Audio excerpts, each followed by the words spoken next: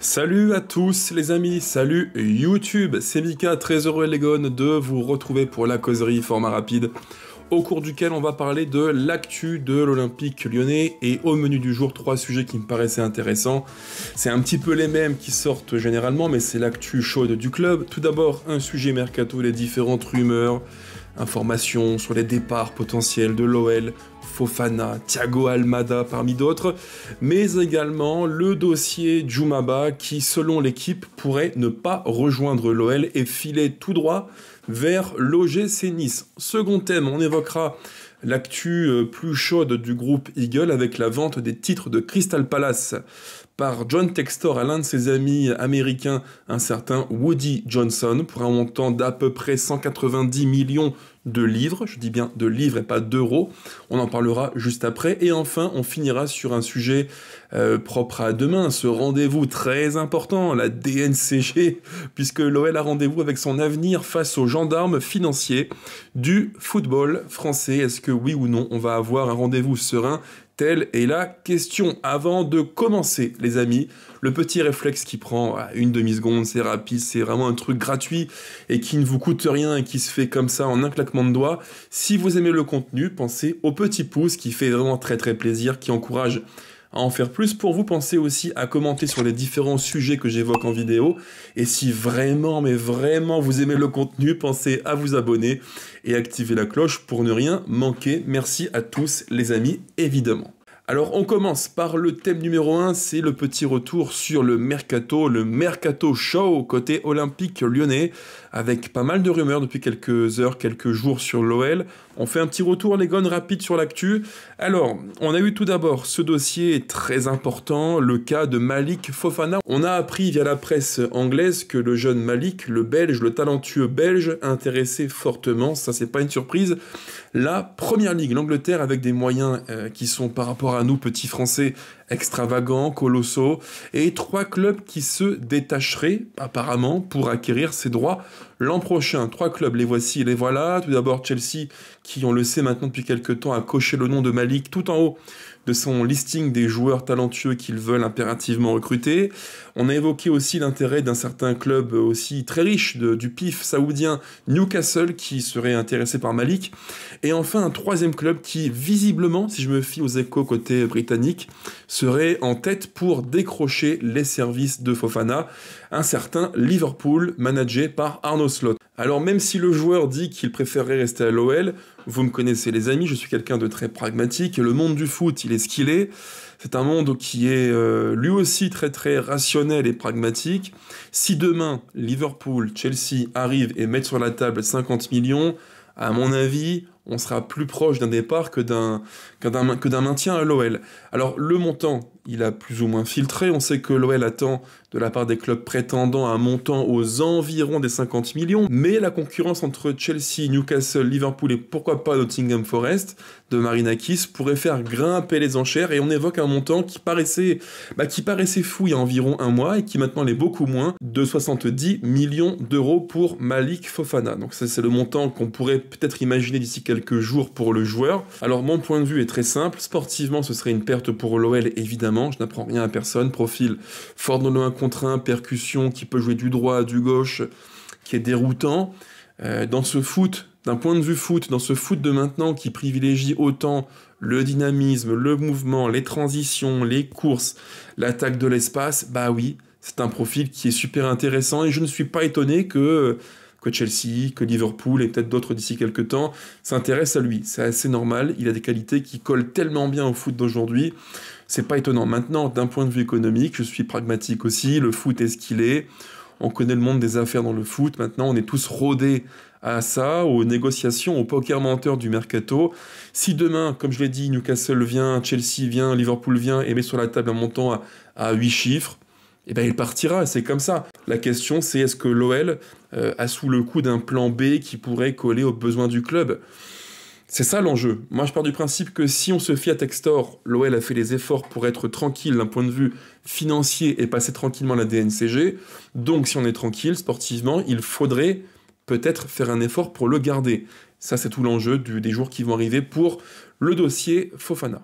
Autre gros dossier très important, c'est le cas de Thiago Almada, puisqu'on a appris, c'était hier via la presse portugaise et Abola, que Benfica serait vivement intéressé par le joueur champion du monde argentin. Alors là encore, on évoque un montant d'environ 40 millions d'euros, c'est ce que l'OL et Textor auraient souhaité pour lâcher le petit meneur argentin. Alors le montant paraît important, je pense même qu'il est vraiment important par rapport à la valeur intrinsèque du moment du joueur, mais l'explication est toute trouvée. On sait que l'OL a hérité des droits économiques de 3 joueurs de Botafogo, Luis Enrique, Igor Jesus et Thiago Almada. Le premier est parti en Russie pour 33 millions d'euros. Le second est annoncé côté Nottingham Forest pour un montant d'une vingtaine de millions d'euros. 33 plus 20 égale 53. Et les 3 joueurs étaient valorisés dans les droits comptables pour l'OL à environ 91,7, je crois, millions d'euros. Calcul simple, 91,7 moins 53, on est à peu près sur la quarantaine de millions attendus pour Thiago Almada. Partira pas? J'en sais rien, ça me paraît très cher, même trop pour un club comme Benfica qui n'a pas les moyens des clubs anglais ou espagnols par exemple. Voilà, on verra bien. Maintenant, sportivement, un peu comme Malik, Almada c'est quelqu'un qui a un profil qui est intéressant. On a perdu Cherki, qui était la caution créative de l'OL. Si en plus tu perds Thiago Almada, attention. Je ne dis pas qu'il est indispensable. Sportivement, je pense qu'on espérait tous un peu plus de lui, mais en même temps, il a fait une saison... c'est ridicule, il y a eu tellement de matchs joués pour lui, en sélection à Botafogo, avec Atlanta juste avant, avec l'OL juste après, il y a eu tellement de matchs. Je pense qu'on l'a récupéré dans une forme physique assez moyenne par rapport à ce qu'il aurait pu apporter à l'OL. Et moi, j'aimerais voir un Thiago Almada version saison 2 à l'OL. Je pense qu'il a un talent assez intéressant, il a une subtilité, une gestuelle que j'aime bien. D'un point de vue foot, il a un rapport au ballon qui est vraiment intéressant. Et dans cette OL-là, si on nous prive de Cherki, Fofana et peut-être Almada, bah, il nous reste qui comme joueur frisson? Ça, c'est une question que je vous pose, les amis. Moi, quand je prends l'effectif à l'instant T de l'OL, quels sont les joueurs qui provoquent des frissons, des émotions foot? Au final, pas grand monde. Donc, Thiago Almada, c'est un de ces profils qui peut... par le ballon, créer quelque chose, qui a l'intuition foot en lui. Si on le perd, attention à ne pas non plus baisser trop fortement le niveau qualitatif, technique, footballistique de l'OL. C'est un petit peu l'alarme que j'active sur le cas Almada. Perdre Cherki, c'est déjà compliqué à gérer, il faut le remplacer. Si en plus on perd Almada, qui est l'une des cautions créatives de l'équipe, attention à ne pas dépeupler, à ne pas sacrifier l'aspect foot, l'aspect sportif au détriment sur l'autel des ambitions économiques du club qui, on le sait, a besoin de cash, a besoin d'argent pour équilibrer les comptes. Ça, c'est pas nouveau pour nous. Mais voilà, je pense qu'il faut trouver un équilibre entre les deux. Il faut jauger bien l'aspect sportif et économique. Si demain Benfica pose les 40 millions pour le joueur, je pense qu'il y a des risques qu'il parte. Mais si c'est en dessous, il faut quand même bien peser le pour et le contre. Maintenant, si on se fie à ce que dit la presse portugaise ce soir, on est maintenant le 23 juin, 22h55 pour être très précis à l'heure où je vous parle, Abola toujours annonce que John Textor a apporté quelques petites précisions au dossier Thiago Almada. Il aurait, selon Abola, appelé les dirigeants benfiquistes pour leur dire qu'en fait, il compte sur lui et que son avenir se jouera non pas au Portugal mais à l'OL, parce que l'OL compte pleinement sur Thiago Almada. Donc selon Abola, selon Textor, dossier Almada refermé.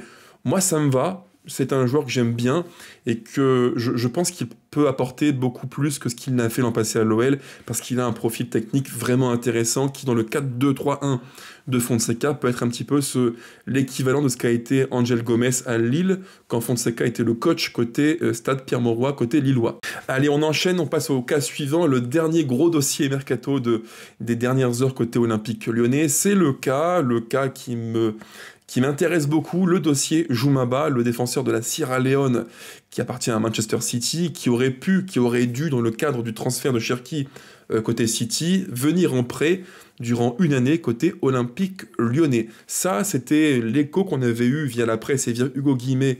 C'était quand? Avant-hier? Hier, j'ai un petit doute. Hugo nous expliquait alors que c'était le profil qui avait ciblé la cellule sportive de l'OL dans le cadre du prêt que devait accorder Manchester City à l'Olympique Lyonnais. Entre-temps, la situation a évolué, malheureusement, et pas dans le bon sens.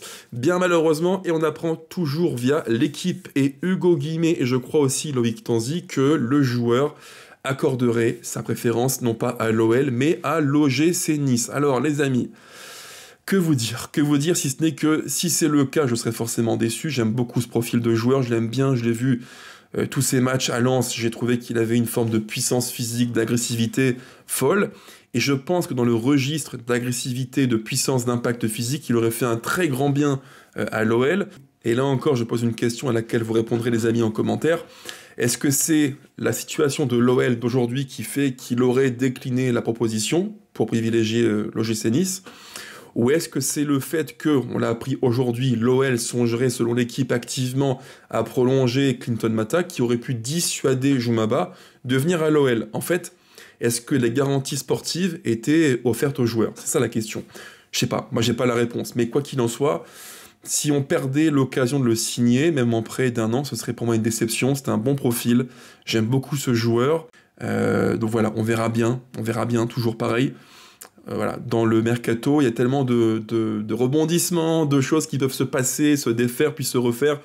On n'est pas à l'abri d'une volte-face. On sait que le joueur suit sur les différents réseaux comme Instagram Nice depuis quelques heures. Voilà. Est-ce qu'on peut y voir là une indication positive ou non? Je n'en sais rien non plus. On verra.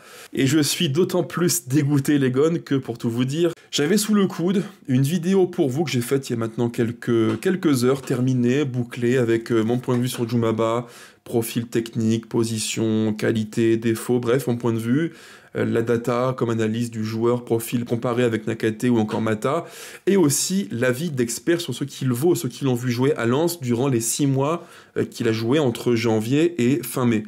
Tout était préparé, vraiment tout, montage, enregistrement, tout. Et j'apprends que le joueur aurait privilégié la piste Nice par rapport à l'OL. Donc forcément, je suis un petit peu dégoûté pour tout vous dire, les amis. Voilà, si par bonheur il devait signer à l'OL, je ferai la vidéo, sinon tant pis, elle passera aux oubliettes. Voilà, tant pis, c'est la vie d'une chaîne YouTube et des réactions comme ça à l'actu du club. Malheureusement, c'est comme ça. Parenthèse refermée, je vous livre mon point de vue sur le dossier pour finir. Alors moi, Djoumaba, je vous l'ai dit en vidéo il y a maintenant quelques jours, profil que j'aime beaucoup, hyper agressif, puissant, dominant dans les airs, joueur qui va défendre en avançant. Moi j'aime beaucoup ce profil de joueur hyper agressif qui veut comme ça marquer de son empreinte physique et agressive le match. Ça me plaît beaucoup. Maintenant, s'il ne signe pas chez nous, j'espère qu'on aura sous le coude un plan B, un plan C, parce que je reste convaincu, même si on prolonge Mata, qu'il nous faut quelqu'un dans l'axe central de la défense. Pour moi, c'est évident. Comment pourrait-on redémarrer une saison avec Mata et Nakate qui ont montré des lacunes tellement évidentes au cours des matchs, et des lacunes pas seulement techniques. Souvent, on a évoqué le manque de qualité balle au pied de Nakate ou de Mata pour trouver sur du jeu court ou du jeu long quelqu'un dans l'espace. C'est même pas que ça, je pense qu'il y a plein de lacunes qui sont assez évidentes, l'espace dans leur dos qui peut être parfois laissé en bloc haut, alors jeu au pied évidemment, ça on l'a souvent souligné en vidéo débrief des matchs, et aussi un manque d'agressivité, un manque de rigueur tactique défensive. Il y a eu tellement de matchs où on s'est dit défensivement on n'est pas à l'abri d'une tuile, d'une erreur individuelle de l'un, de l'autre. Voilà, je pense qu'il manque quelqu'un. Et en plus, j'ai encore en tête ce match aller entre l'OL et Manchester, où sur le but de Zirkzee, faut le dire, Mata n'est pas un central de métier, et physiquement, il est bouffé, quoi, il est mangé. Parce que même s'il a fait du plutôt bon boulot en dépannage, ça reste du bricolage. Et ça, il faut le dire, ça reste du bricolage. Quand je dis que l'OL songe à le prolonger sur peut-être 1 an ou 2, avec un salaire plus élevé, bon, pourquoi pas. Mais pour moi, ça ne peut pas être une solution de long terme, si on veut passer un cap défensivement. Et malheureusement, des matchs qu'on a vus des deux, je pense que ni l'un ni l'autre ne sont des solutions qui sont adaptées vraiment au projet Fonseca. On le sait, le coach portugais veut des joueurs qui sont sous pression, à l'aise pour créer un décalage par la passe. Nakate et Mata, j'ai quand même de gros doutes, quoi. Donc, par contre, il faut le dire aussi, attention, si pour les deux j'ai un doute, Djoumaba, pareil. C'est pas non plus un top relanceur, loin de là d'ailleurs, c'est pas la qualité première. Donc là encore, attention, je ne dis pas que Djoumaba aurait été le profil parfait pour l'OL, mais d'un point de vue agressivité, puissance physique, domaine aérien, il aurait comblé bon nombre de lacunes de l'OL parce qu'il est vraiment top dans ce secteur de jeu-là. Voilà pour la parenthèse mercato. On passe à la suite, on passe au dossier donc Crystal Palace, puisqu'on a appris via la presse anglaise The Guardian et The Daily Mail que John Textor a enfin vendu, et d'ailleurs Crystal Palace l'a aussi confirmé sur Twitter, John Textor a vendu ses parts, c'est 43 et quelques % du capital de Crystal Palace. Donc, je rappelle un petit peu la donne côté Palace pour Textor. Il détenait environ 43% pour à peu près 25% des droits décisionnels au sein du CA du club. Et donc, la vente s'est faite, enfin, depuis tout ce temps, depuis le temps qu'on en parle. Il y a eu la rumeur fantaisiste Sportsbank qui était prêt, soi-disant, je dis bien soi-disant, au conditionnel, à mettre 250 millions de livres sur la table. Bon, là, on a affaire à Woody Johnson, qui est le patron des Jets, donc côté États-Unis, et qui lui propose, si on se fie à la presse britannique, environ 190 millions de livres, ce qui fait, si l'on convertit en euros, à peu près 222 millions d'euros. Alors, le montant reste un petit peu flou. Selon la presse anglaise, on est aux environs des 190 millions de livres, donc plus de 200 millions d'euros. Si on se fie à la presse française et l'équipe, on est plus sur un montant inférieur légèrement à 200 millions d'euros. Je rappelle que initialement, il y a maintenant, je crois, un an, pour être très précis, John Textor ambitionnait de vendre ses parts de Palace pour un montant d'environ 250 millions d'euros, voire un peu plus. Donc c'est une vente légèrement décotée pour Textor de ses parts de Crystal Palace. C'est pas non plus illogique, on le sait. Si Palace veut être autorisé, en tout cas selon l'UEFA, à jouer en Europa League, il faut prouver que le board de Palace n'a aucune collusion avec le board de l'OL. Et comme Textor siégeait dans les deux boards, il y avait un problème de conflit potentiellement d'intérêts. Donc là, c'est solutionné, terminé, le dossier est clos. Textor récupère quelques billes importantes pour générer du cash au sein d'Eagle. La question, c'est que va-t-il en faire? Et là-dessus, les amis, j'ai préparé avec Malek, mon ami Malek, une vidéo qui sortira d'ici quelques heures, quelques jours sur le sujet, à savoir que va-t-il se passer maintenant pour l'avenir d'Eagle et donc l'IPO, la levée de fonds sur les marchés financiers américains. Est-ce que la vente de Palace va mettre à mal le projet de l'IPO ou pas? Ou est-ce que Textor va trouver un club anglais de substitution pour donc prendre la main après la vente de Crystal Palace? Telle est la question. Et tout ça, on en parlera d'ici quelques heures, peut-être demain, je verrai bien, sur le 11 lyonnais avec donc Malek. Restez connectés, ça arrive très très vite les amis. Et enfin, pour terminer, le troisième thème de la vidéo, c'est l'ADNCG, le rendez-vous extrêmement important qui aura lieu ce mardi, donc avec le gendarme financier du football français pour l'Olympique lyonnais. L'OL est à la croisée des chemins. L'OL doit montrer patte blanche demain devant la DNCG pour lever enfin, il serait grand temps, ces sanctions qui pèsent sur nos crânes depuis maintenant des mois et des mois, la fameuse rétrogradation à titre conservatoire en Ligue 2 au 30 juin 2025. Je le rappelle à toutes fins utiles, si par malheur l'OL ne parvenait pas à satisfaire la DNCG, nous finirions en Ligue 2. Alors les amis, attention, je ne suis pas vraiment inquiet. Logiquement, si on se fie à ce que relate l'équipe et aussi RMC, Textor et l'OL ont fait les efforts. Voilà, si je fais un petit bilan complet, on a eu des ventes de joueurs durant l'hiver, Orban, Cacré, Anthony Lopez, Benrahma qui a été acheté par Neom récemment pour 12 millions, la vente Cherki, bref, il y a eu environ 100 millions d'euros de vente joueurs si on inclut le fruit de la vente de Luis Enrique côté Russie, Zénith Saint-Pétersbourg. Donc logiquement,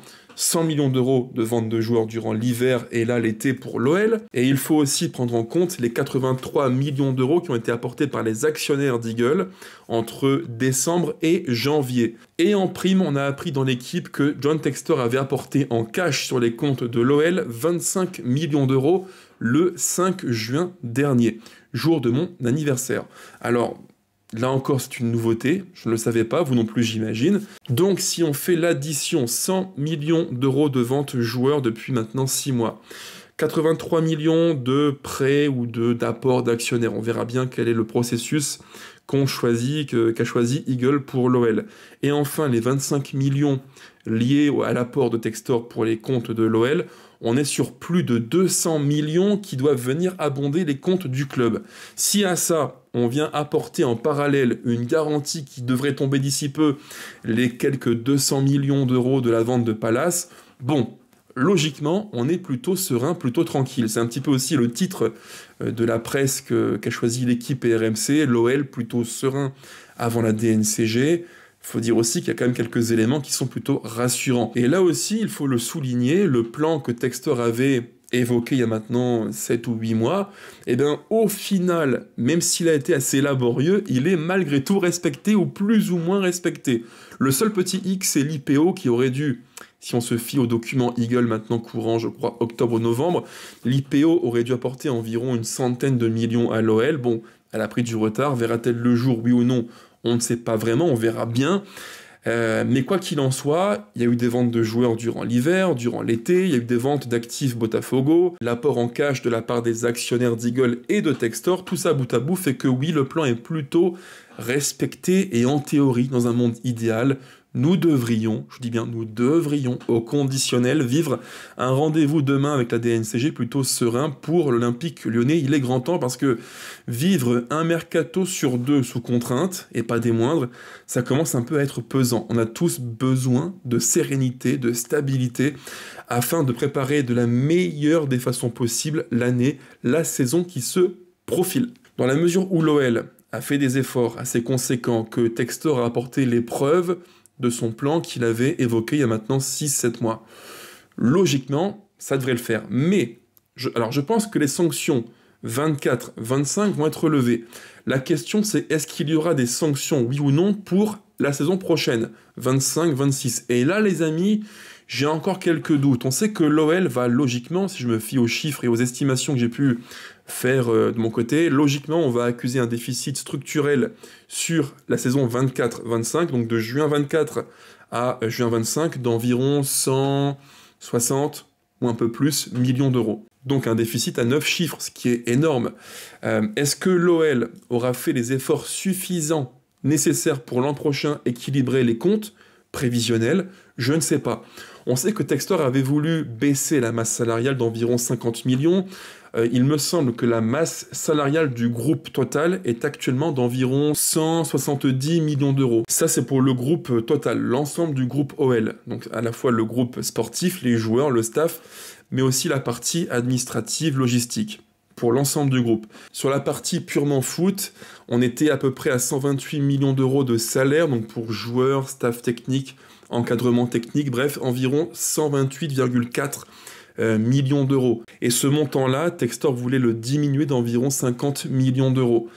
À l'heure où je vous parle, avec Tagliafico, Lacazette, Cherki, Benrahma, Orban, Cacré, je pense qu'on est sur une trentaine de millions de masse salariale en moins. Donc c'est pas 50, mais ça reste un bel effort consenti par l'OL et par les dirigeants. Sera-t-il suffisant? Je n'en sais rien. Est-ce que l'OL pourra l'an prochain non plus accuser un déficit de plusieurs dizaines de millions d'euros? Je n'en sais rien. Il faudrait affiner les chiffres par des projections linéaires. C'est compliqué à faire, c'est possible. Je pourrais en faire une vidéo, mais c'est pas non plus un exercice évident à réaliser. On verra, mais j'ai quelques doutes encore. Disons que pour demain, je pense que les sanctions seront levées, mais pour l'an prochain, est-ce qu'on sera à nouveau encadré sur les salaires et les transferts, les frais de transfert? Je ne sais pas. Compliqué à dire en fait. J'espère que non, puisque ça signifierait encore une fois des mercatos estivaux et hivernaux compliqués à gérer, avec peu de moyens, peu de dépenses.